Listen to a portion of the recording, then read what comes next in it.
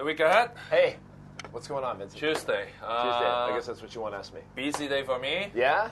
What's going on? There's an organization called Engage Hong Kong. Okay.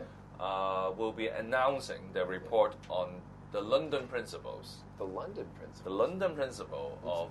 Enlighten me. Engage me. Of how to handle social impact investment. Okay. Because gotcha. You have charity donation. Right. And then you have regular financial investment. Okay. And between that, you have social impact investment. Okay. Trying to invest in social enterprises primarily. Right. So London is the forerunner. Okay. In social impact investment, and they come up with a social impact investment principle. Okay. Called London Principle. Right. And then someone called Ming and Philo. Come up with a report. Okay. To discuss how to adopt some of the principle from donation, right, and adopt some of the principle from regular investment and combine them. Okay. And how to localize the London Principle.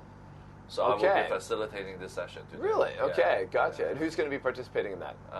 Mainly, a lot of them are actually the donors from wealthy family. Okay, gotcha. Yeah, because they don't want to just donate. They want to have some sort of impact as well. So they want to learn how to do that as well. How to do it. That's a big thing now. Is because I think a lot of people want to know where the impact of their charitable giving, or you're talking about social enterprise impact. People want to know if they're getting the job done. Yes. And so they're trying to use tools in the financial community to try and measure that. So you're going to be talking about that today. Yes. Okay. All how about you? Busy day for you? Not really. In terms of politics, things are slowly winding down at LegCo. And they're trying to get quorum for meetings. That's a big challenge. Again. Today the Bills Committee on Electronic Health Records is going to be meeting, and they're going to be meeting with the Privacy Commissioner, because this is quite a touchy, sensitive topic for people. But last time they tried to have this meeting, they couldn't get quorum. And this is about who gets access to your health records. You don't want people being able to just fish into your health records, right? That's private stuff, right? For many, many reasons that I'm sure many of our viewers could right away say, I don't want somebody getting into my health records, But at the same time, if something happens to you and other medical professionals are working on your case and they need that information, maybe you are incapacitated, meaning you're unconscious, you're in a coma, you got knocked out, the doctors have had to sedate you because you've had some kind of trauma.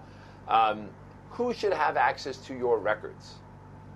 Right? And that's a big question. I know of at least... During a patient who is incapacitated. That is a particular issue that I think LegCo is starting to deal with now, because there have been incidents in Hong Kong.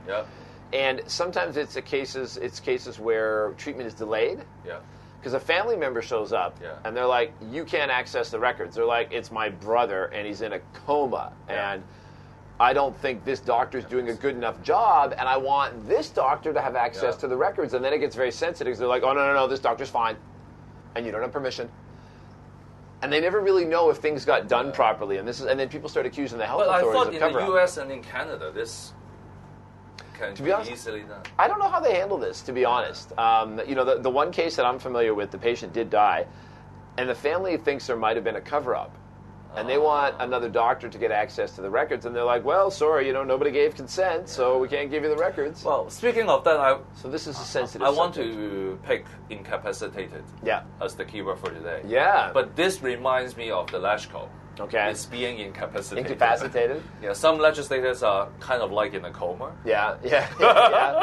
And some legislators want to get better access to records, like Sid Ho wants access to archives and better government archiving. So maybe so we have an incapacitated legislative council during summer. Yes, and access to information is always sensitive. All right, that's one for people to watch out for today then. All right. Sounds good. Catch you later, Vincent. Okay.